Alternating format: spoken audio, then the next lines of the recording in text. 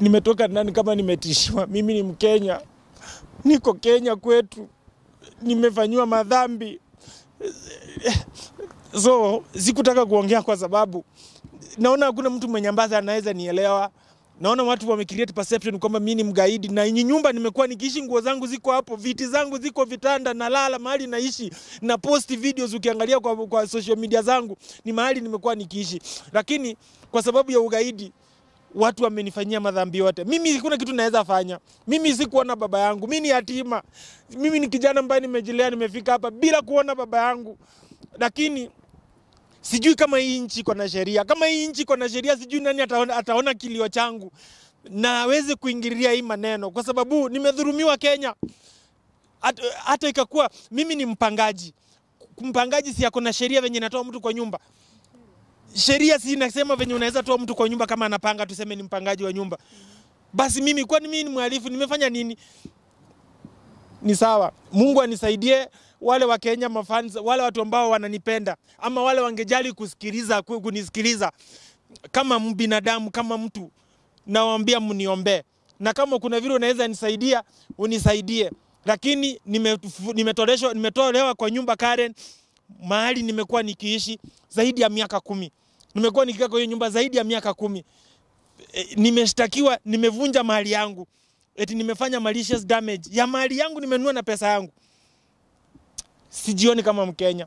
Okay, maybe to ask Chairman, after this story ilitokea kwa mtandao, there were rumors that it is associated with you and land grabbing, and you are aware that this is not the first time kusikia Ringtone akiambiwa kuwa ni mtu ambaye ana grab lands za watu wengine. Pengine, what can you say about that? Watu wanapenda kuonea watu. Hii nchi iko na maaskari, hii nchi iko na CID, hii nchi iko na court. Hakuna mtu ameenda amesema nimechukua kitu yake. Sini watu wako tu na wivu, wanasikia, wanajiuliza wewe ni yatima, umetoka, baba yako ni nani?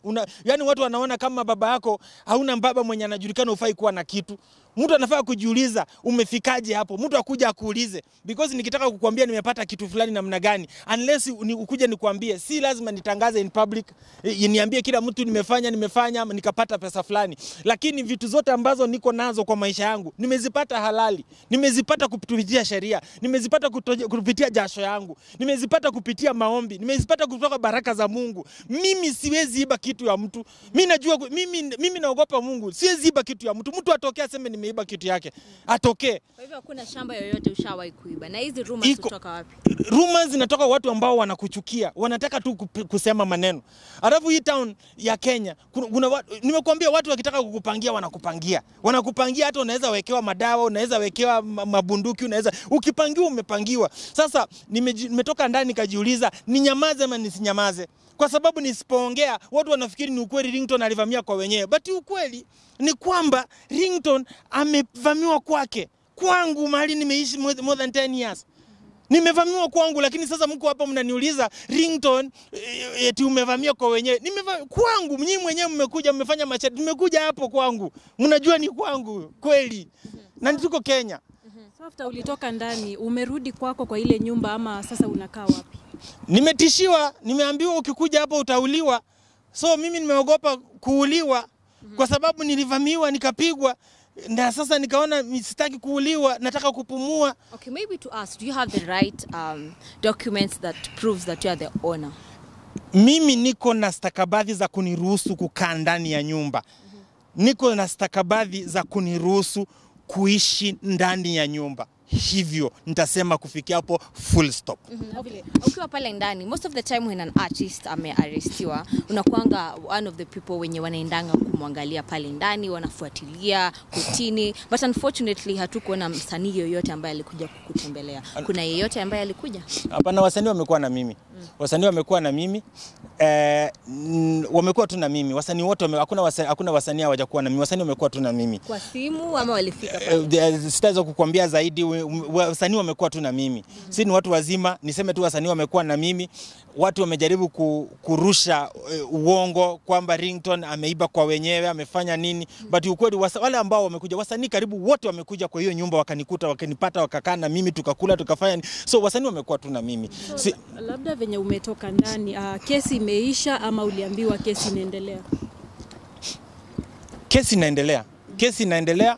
Ni ile tu nataka tu kuambia mkuu wa mashtaka DPP ajue kwamba mimi nimevurushwa kwa nyumba na wakora ambao wanajaribu kucreate narrative kwamba mimi nimeenda kwao.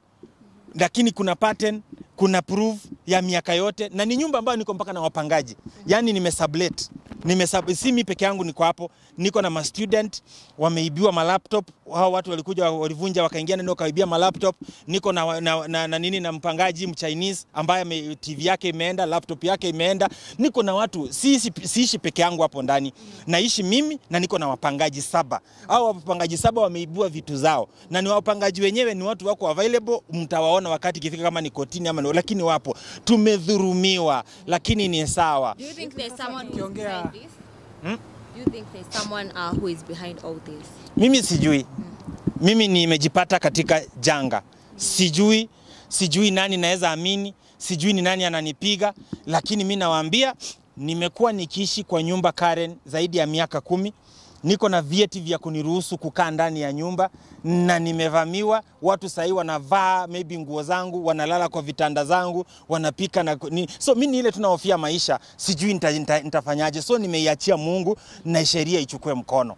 Sasa tukiongea, so Ringtone is homeless, huna mali pa kuishi. Naweza sema niko semi homeless, lakini niko na nyumba nyingine. Lakini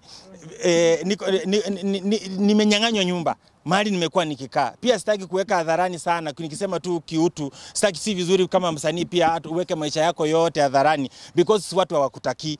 Watu si eti kwa kutangaza nikitangaza maisha yangu ni ya kifahari, watu wanakasirika, watu wanakuona unaringa. So mimi naweza sema tu tuongelee jambo kwamba nimefurushwa kwa nyumba yangu mahali nimekuwa nikikaa kwa miaka zaidi ya 10. Niko na vitu nini ya kuniruhusu kukaa pale, halafu nimetolewa tu bila kutumia sheria.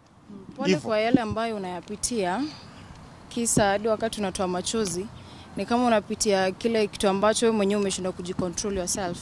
Lakini sasa which plans do you have after umetoka hapo kwenye polisi na umesema kwamba umetishiwa maisha? Umeandika kwenye kituo cha polisi kwamba umetishiwa maisha apart from wao kusema kwamba uliingia kwenye nyumba ya mtu. Nitaenda kituo gani ya polisi na mapolisi ndio walitumika?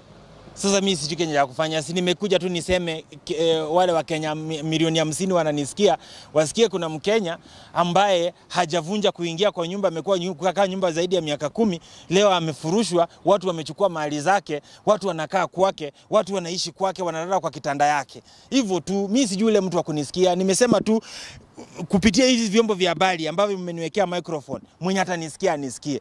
Na ni hivyo tu. Mimi nimefika mahali sasa sijui nani ananipenda, nani anipendi. Sijui nani adui yangu ni nani rafiki yangu. Mimi yule rafiki wenye najua tu nimebaki tu naye peke yake ni Mungu. Na mimi nimemwambia mimi ni yatima.